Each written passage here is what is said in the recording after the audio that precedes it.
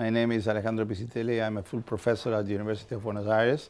And in the last year, we have been working in a project called the Facebook Project, which is mainly an attempt to see and use Facebook within the university boundaries and see what the limits are and what can be learned and taught using Facebook.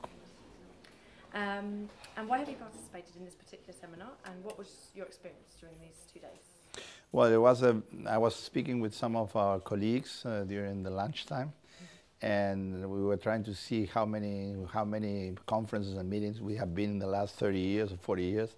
We have been in scores of them. I think we have been in 500, 600, 800, I don't know how many, and this was one of the more exciting ones. Which is the main issue do you think needs to be addressed in order to fully develop open social learning to its full potential? That's a very hard question, because I think we all felt during these 2 days that there are two things going on. No? On the one hand, open learning has to do with freedom, it has to do with personalized curriculum, has to do with the desires of younger students. And on the other hand, we know that we cannot teach everything through open learning.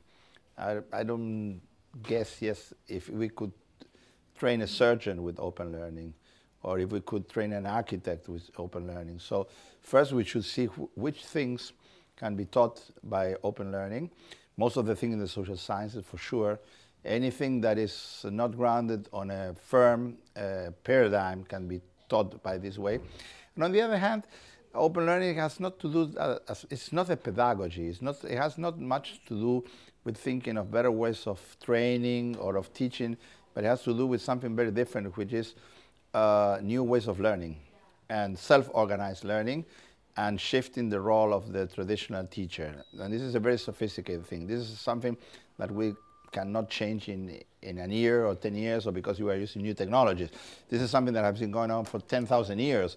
So this is a very difficult task. The migration to new forms of self-learning is something we have to think a lot about. And do you think that Facebook can be considered a useful tool for experimenting with open social learning initiatives? It is. And I think that both experiences we have seen these 2 days, the one that has been done with the walk with Tourism 2.0, and the one we are doing at the University of Buenos Aires show that it can be a marvelous tool. But I insist, it has not to do with the tool, it has not to do with the architecture of the tool.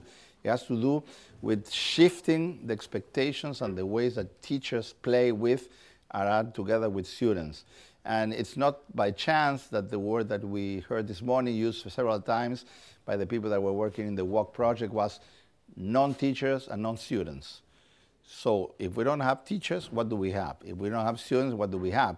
And how do we turn teachers into non-teachers and students into non-students? It can be done. We have done it already, but it's very stressful. It invites you to see, as Siemens was saying here, new ways of sense-making. It's not just a matter of speaking about changing paradigms. It's to change them effectively. And that's hard to do, but it can be done. These two examples show it can be done. And would you like to propose a topic for next year's seminar?